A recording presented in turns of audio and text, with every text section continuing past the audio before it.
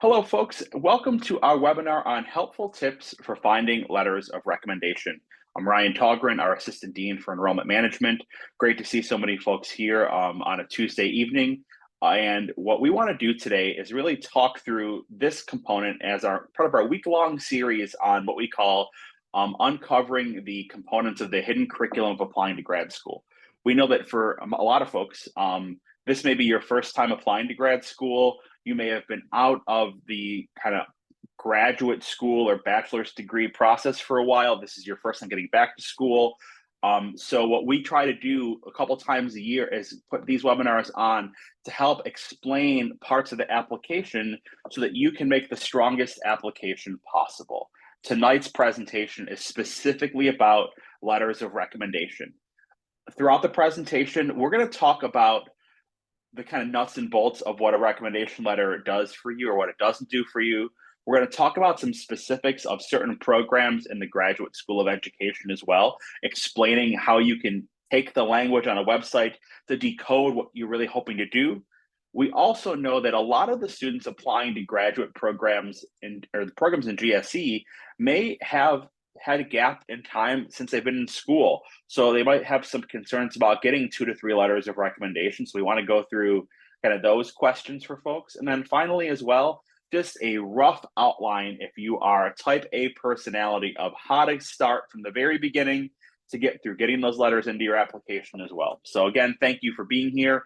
And I hope that after attending this event, this is going to help you make some decisions for yourself about applying to one of the Graduate School of Education's programs too. And then the last plug I will give as well is that throughout the whole week, we'll be having events like this. So we hope that you'll join for some of those as well, because we are excited to offer a lot of these opportunities throughout the year or throughout the week and then multiple times a year too. So I'll put a link if you want to register for any of our other events as well. So because we still have 4 more events over the next week or so.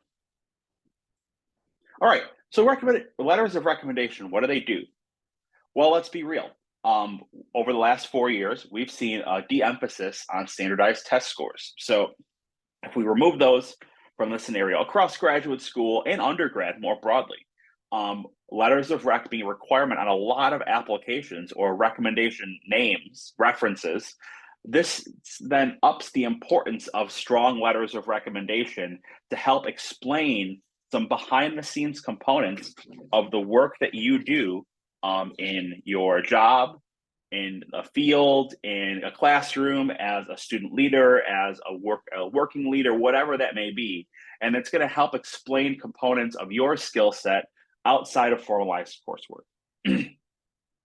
One of the biggest pieces of this information as well is explaining that the letter can play a bigger role in terms of the content and substance in it rather than the name of the person on it. So when we say that, what we're trying to explain is that I've had this example quite a bit actually. We've had students who will say, oh, I'm going to get the dean of my school or the president of a company I work for, a big name professor or something like that to write me a letter because that name will look important on an application. However, the letter itself doesn't really speak to who you are, what you've done in the organization, what you did in the classroom, and it's kind of what we call a thin letter. What someone knows about your work, your volunteerism, your classwork, whatever that may be, plays a really important role there, and it complements the other parts of your application. Another piece is that to be mindful and be ideal that every application, every program might have a different requirement for their letters, 1, 2, or 3 of those. So it varies by program. There's no universal number or way that these are written or asked for across programs. In fact, even in the Graduate School of Education, some of our programs ask for the letter writer to just write a letter and they submit that. Others go to a website where they fill out like a survey about you, how are your leadership skills 1 to 5? How are your critical thinking skills? How long have you known the person? There's kind of different nuanced ways that letters or forms about your work from a reference are going to be asked for. And also, I just want to, make sure this is clear. It's kind of the one item you have the least amount of, it is the one item you have the least amount of control over as part of your application process. really stressful for students to say to someone, hey, write this letter for me, and then wait and hope they submit it. I hope some of the tips we give tonight or today will help you feel a bit more confident and less concerned about those processes as you plan ahead. We know that life happens, and we want to try to give you all the steps you can to think about those beforehand. So let's jump in to look at some specifics. What are programs, especially programs at the University of Buffalo's Graduate School of Education, looking for? Most or many of the programs here in GSE are actually going to give some specific instruction about what kind of letters or references we are hoping to find. On the screen, you see two distinct different examples from two of our programs that outline, this is right from the website, what they hope you do in looking for letters of recommendation. And I've got some general items for you to consider too. Notice the school psychology master's program that leads towards a licensure to be a school psychologist, right? It's a clinic, it's a program that has an internship in it. You do work in schools. It's clinical, as they might call it, a clinically based program. They are looking for you to consider finding people who have seen you do work in school settings or with youth, essentially, since it's a school, school being K-12 type program. On the right-hand side in higher education, they're specifically asking for 2 academic and 1 professional letter writer for a doctoral program that's more research and scholarship based that can speak to your abilities in a PhD program, writing skills, right? Doing research in a school of education, social science research, right? How you're going to connect theory to practice or practice to theory as a potential contributor to the scholarship of higher education. Let's break that down a bit and talk through how those are different and what you might want to do there. For the master's program for school psychology, right? If you did an internship at a school, right, your internship supervisor might be a fantastic person to talk about your ability to take initiative, how you work with children there, how you developed your own group set, a session or whatever that might be, that a project that happened there. Those real in-person, face-to-face components might have a lot more weight because of how they're asking for those recommenders in comparison to the doctoral program that really in some ways is saying, talk to me about how you're thinking about research, you're thinking about writing skills, you're thinking about critical thinking skills, but from a different perspective, right? This might be an experience where you were in an undergrad research program, or you did work independently on a project and saw something through from idea all the way through execution, but talking about some other different skills that are connected to success as a doctoral student rather than a master's student, right? And let's be real too. They're very specifically outlined to say, find 2 academics. So someone who saw you in classwork, right? Someone who maybe if you did a thesis as a bachelor's or master's student, the advisor for your thesis for there, and 1 professional as well. It could be very similar to the master's, ask on the slide, but you might take a different approach if you can about the 3 people who are best to speak to these experiences, right? Another example, let's say that you were the president of a club and you had a staff advisor who saw you work in that club, or if you volunteered locally at an organization and the volunteer coordinator can speak to, your involvement. Those might be stronger specific components that go towards the master's program than the doctoral one, just as a broad consideration of, if you have options to pick from, who you might consider writing your letters for you. So it's a way to approach and think about what folks and what individuals in your universe, in your world, are best to write some of these letters, right? There's a balance to everything. You may only have 3 people that can write strong letters, period. You get those folks and you roll with it. But I think what's a really important component for all of this is just the idea of being mindful of what is being asked of you on the actual website to help you make sense of who those letter writers could be, right? And so one thing you'll notice that's not in here at all is asking for family friends, for example, or personal acquaintances to write those letters of recommendation, because those folks are not always the most, they might not be able to give the best reflection of some skills we're looking for in graduate school. Someone saying that you're a good person or you're Dependable is great, but doing so in a more professional setting can make the letter come across much, much stronger, as a way to think about how to differentiate yourself as you're preparing a graduate school application. So again, let's go deeper into who you're asking for a letter of recommendation. I use this slide to kind of go a little bit deeper to brainstorm the folks you want to think about asking as you go through your life and your world and who is available as well. Just a quick heads up, folks, too. If you have a question, you can raise your hand, put it in the chat. We're happy to answer those along the way. The first thing you want to do is really think back from most recent experiences you had in your life, all the way through, everything in undergrad and beyond. Where you've worked, where you volunteered, what you've done internships, other experiences for, to list out who can best speak to skills that are outlined as important or ideas that are outlined as important to being successful in applying to graduate school, right? The first bullet about faculty, right? Someone, maybe it's a professor or a instructor who you've taken multiple classes with. If your undergrad school assigned you an academic advisor and that person kind of guided you through course selection, career and interests, et cetera, would be a great person, kind of faculty adjacent, right? If you've done any research as an undergrad or a master's student, that advisor, that person who oversaw the research, maybe it was a PhD student in a lab, right? There's a variety of ways to look at that one. That'd be a great person because they saw your work in real time. Next, we jumped out. It's the professional work experience, and folks can be pretty broad here, right? You might have a full-time job and you're changing careers, or you want to go back to school part-time.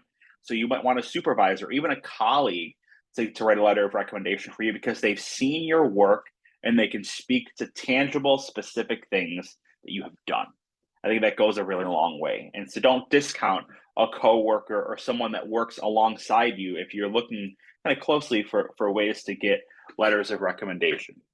And then also, too, don't discount volunteer work and other people in your life who've seen you through, like, in professional or service related experiences, volunteer experiences that can speak to, your potential to be successful in graduate school. Can you think on your feet? Can you, are you a team player, right? Do you do well in group settings? Do you do well in difficult situations? Do you do well, managing multiple priorities? People who've seen you do that work in some way, shape, or form. How can those folks turn into letter writers for you? And something that let's be real. We know that some folks are applying to multiple schools or multiple programs at a time. You may need to take a step back from the whole process, right? And say, oh my goodness, school A is asking for this, school B is asking for this, and school C is asking for something a little bit different. That might put you in a predicament where you might need more than 3 contacts or 2 contacts to be references or letter writers. I hope that doesn't happen to anyone. I don't think I know 3 people who could write me a good letter at this point. So let's be mindful that you have to think broadly too, because as we said in the last slide, different programs require different things, and you want to be prepared for those varying requirements as you're getting ready to apply to grad school, and you're trying to plan before you apply. Almost, you're doing the website research right now to figure out what the right places are. I would strongly encourage everyone here. This is one of the most important tips. The website might say what the requirements are. Go on the application and take a look to see how you can get that information now to be more informed yourself, because it's going to help you explain to your letter writers what's needed as well. For example, in the grad school of education, before you actually submit your application, you could go in right now, start an app for a program. If you know your 3 letter writers and have gotten approval for those individuals to write your letters of recommendation, if that's required for your program, you could put their name and email into our system right now, and those requests can get sent out before any of the rest of your app is done. We have it set up that way because we want to give those people the links, the information, the time to get those letters written. And if that means you need more time to finish your personal statement or get your transcripts or whatever, you can do that, right? So let's be real about being an informed applicant to help make your life a little bit easier now and months from now too. And then the last thing, in terms of who you're asking, I think you have to be mindful of deadlines for yourself and for these individuals too, right? If you're asking someone to write a letter that is due a day later, right, that might not go over so well. I've seen that happen, right? But if you're asking a few weeks ahead of time, a few months ahead of time with, deadlines in mind, you can be really kind of choosy, for lack of a better term, of who you ask, because you're getting in front of other people who might be asking a bit at the last minute too. One thing I often do as well is, if I know that if the program has a January 1 application deadline, I will probably tell the person who I'm asking to write that letter a date 2 to 3 weeks before that, to give yourself some breathing room. But that means you also have to ask it 2 to 3 weeks earlier, so it all maps out and plans out that way. So does that make sense, folks? Give me a thumbs up in the chat, or some type of understanding there. Very good. Moving on. So with that, we want to move into some of the logistics of planning your ask, right? Who are you asking and how are you going to do it, right?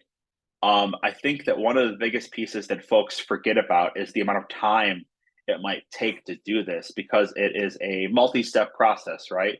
You are asking for this, but you're also needing to kind of set that person up for success, right?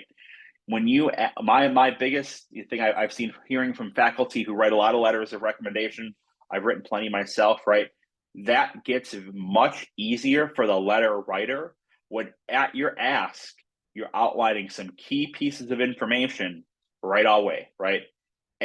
You're asking, can you write me a good letter of recommendation versus a letter, right? I'm applying to this program that does this thing. If you might have to write a quick paragraph to remind this person of the courses you've done with them, what you hope to get out of the letter, so a variety of pieces of information, far more than just, hey, can you write me a letter of recommendation for grad school? To be totally honest, if I get that email or a faculty member gets it, and even if they know you well, they want to know what program, what the date is, how long does it have to be if you know it, what else do you need from me? There's lots of information. If you take a half an hour, an hour to write that email with that information beforehand, you're going to avoid back and forth with a person. Can you write it? Yes. What do I need? You can compile the stuff, send it back to them. But suddenly you're playing email tag with someone, when if you took a few minutes beforehand, you can give them some of that information from the jump. They're probably going to say yes in a faster to help you out. Two, you're going to make sure that you've covered your bases to give them what they need, and they might be able to turn that letter around faster because you really set the stage for them. I'm not saying you're writing the letter for them either. That's not, in any way, shape, or form. But if you give them a resume, what schools you're applying to, right? Why that's important to you. You're giving them all the tools they need to be successful in writing that letter for you, and the turnaround time being what it is. So outline that here. And then for your own self, again, make it a point to get a spreadsheet to track that information, right? If you're applying to even 2 schools, hey, I emailed Dr. So-and-so on this date with my initial ask. He said yes for these. I sent him X, Y, and Z, whatever it is, just to make sure that you're kind of keeping tabs on who you've asked and you don't feel overwhelmed by trying to track some of that information too. Most admission systems, right, where you apply to a program, are going to give you a few key pieces of information, right? Number one, once you put that person's, the letter writer's information in the system, it's going to tell you and prompt you, and the writer is going to get an email with a unique link, and you as the applicant will be able to send reminders to that letter writer through the application system to nudge them along the way too. But this kind of tracking you do internally is going to make sure that who's gotten all the info they need, et cetera, et cetera. Any questions about that?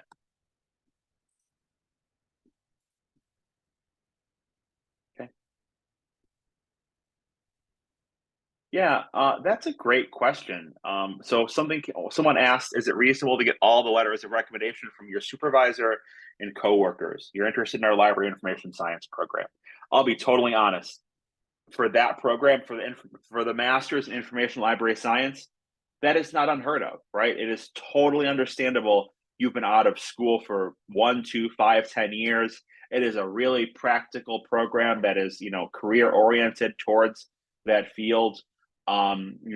it will probably, your best information is going to come from those people who work around you and see your work. So I don't think there's any problem with that happening, especially for that specific program. I'm glad you asked and framed it in that way. Um, I think the biggest piece you want to think about if you're applying or you're using all, you know, professional references is just how are they going to speak a bit differently across the way? Is one going to talk about, that you're easy to work with? Is one going to talk about, how they see your interactions with customers or consumers or patrons? And is someone else going to talk about how, you've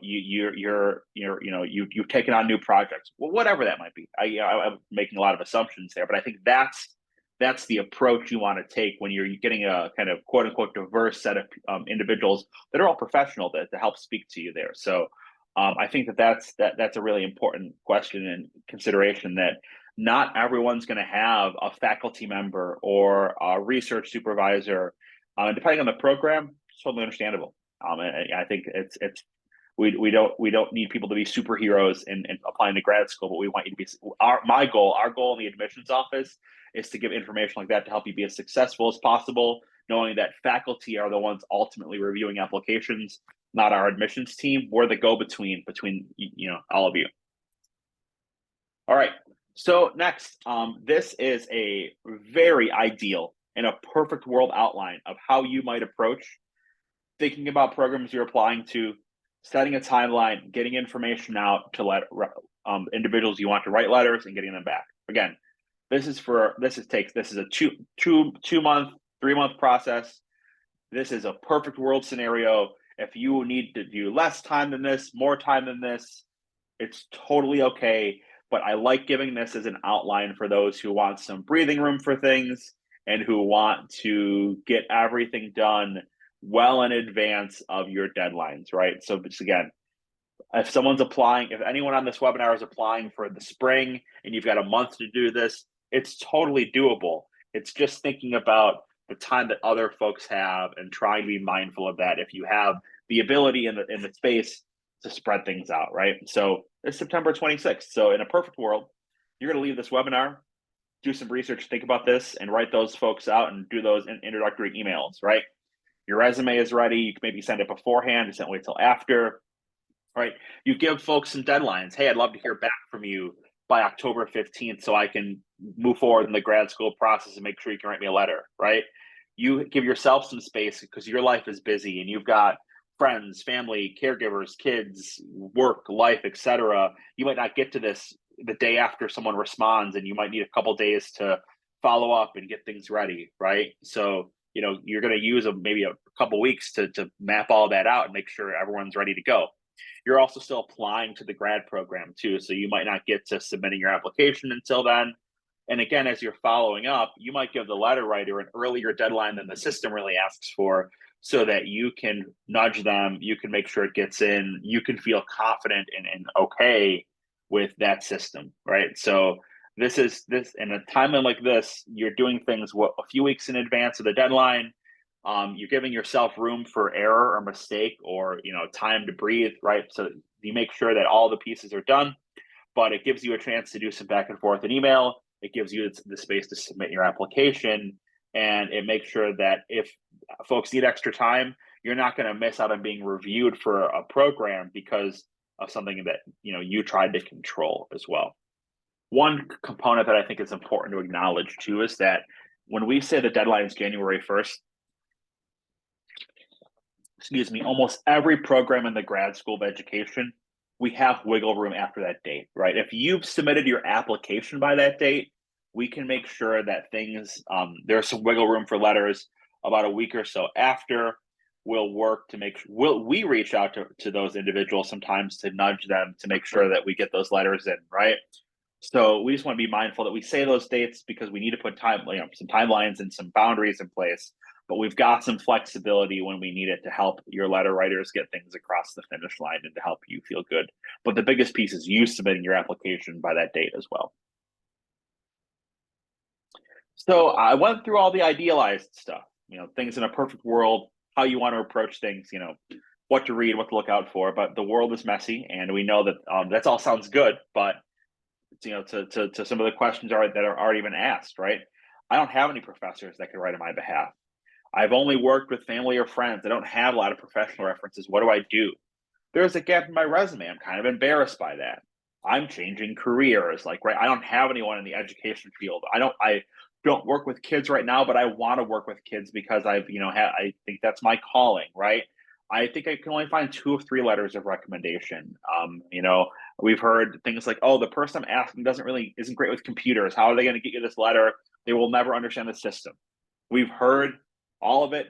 And my biggest piece here is we're here to help you, right? So I'm going to go through each of these, just talk through them a bit to kind of ease folks maybe fears, concerns, anxieties, et cetera. So number one, you would be shocked, even if you've been out of undergrad for 5, 10, even 15 years, writing a professor as a nudge or reminder of who you were, you'd be amazed at who will still write a letter for you.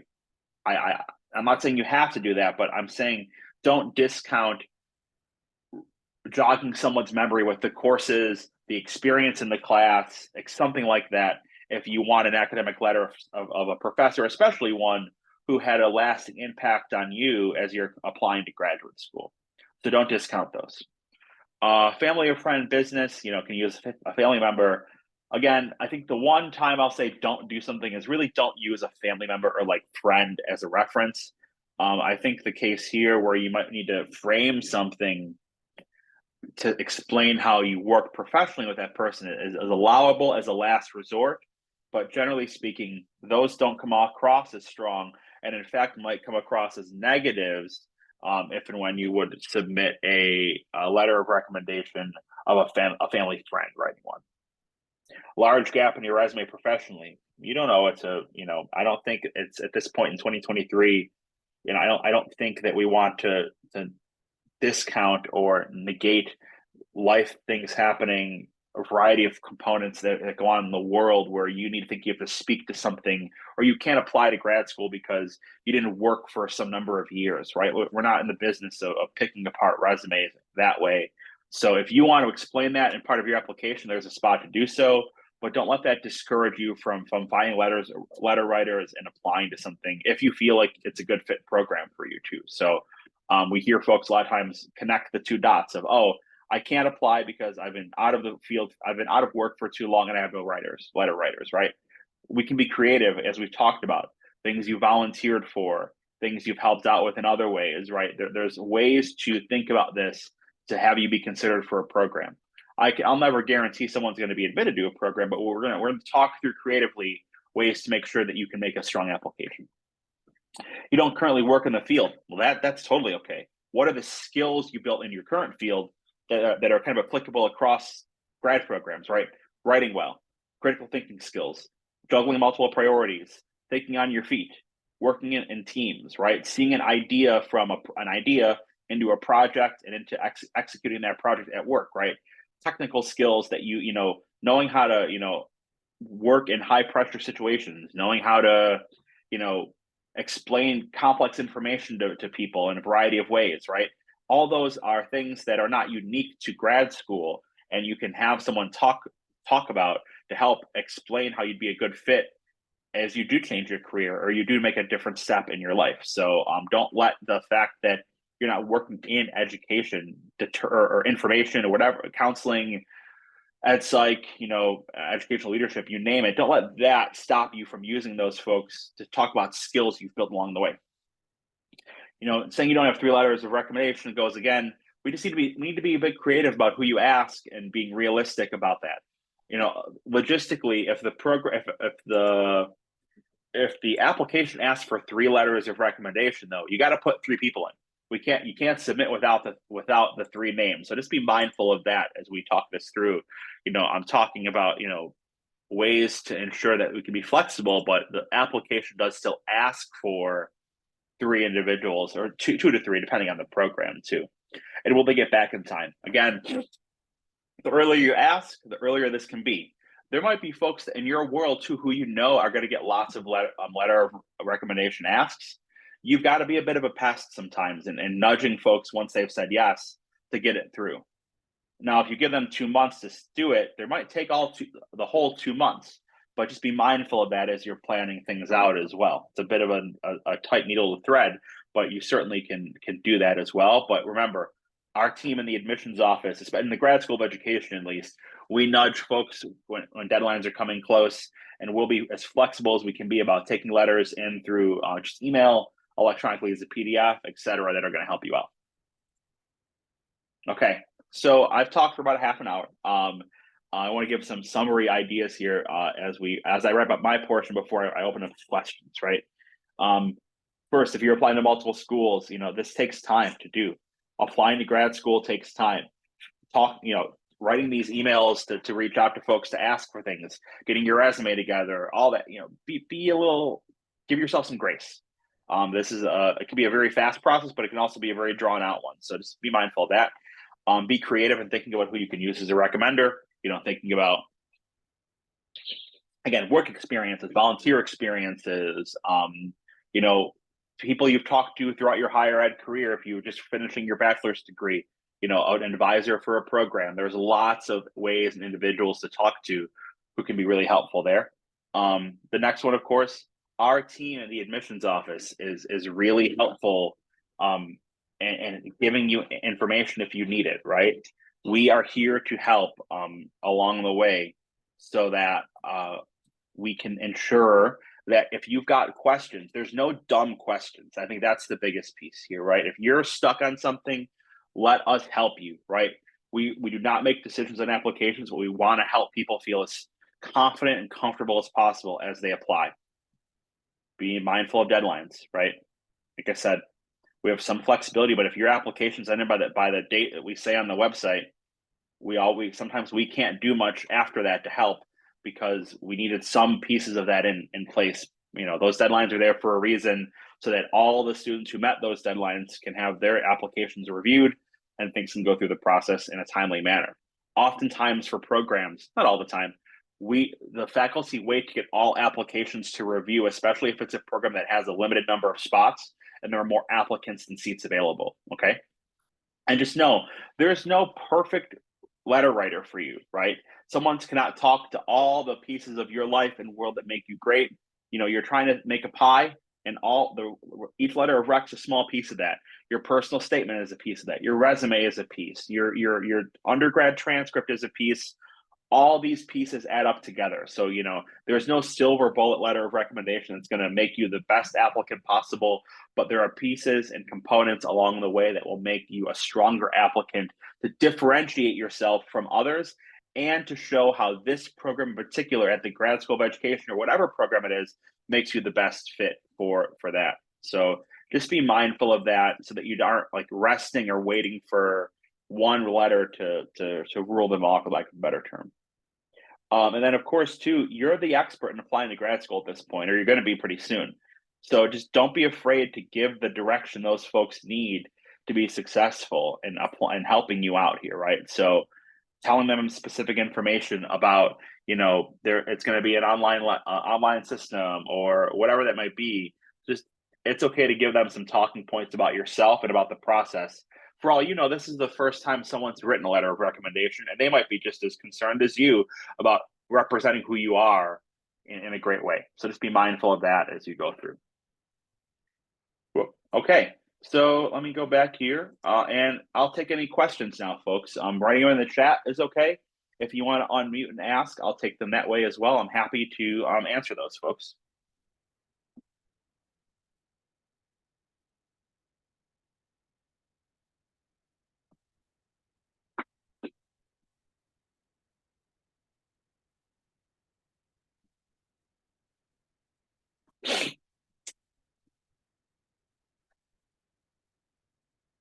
Okay, I'll wait a minute or two.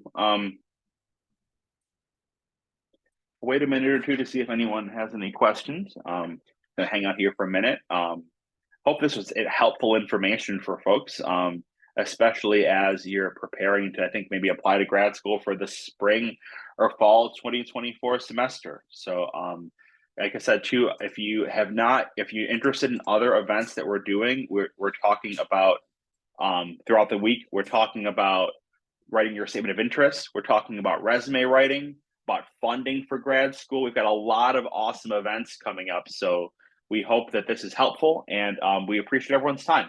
So I don't see any questions coming in. I see some thank yous. You're welcome. And we hope everyone has a great rest of your day.